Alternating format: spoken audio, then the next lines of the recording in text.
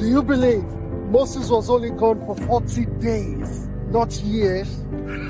But then, Israel already built the golden calf so fast. That isn't rebellion, that was just impatience. Israel never stopped believing in God. They just wanted something they could touch, something they could control and consult on demand. A God that won't disappear into the cloud. You must agree with me that anything you run to when God feels slow can become your golden calf. Money, relationships, validation, even ministry.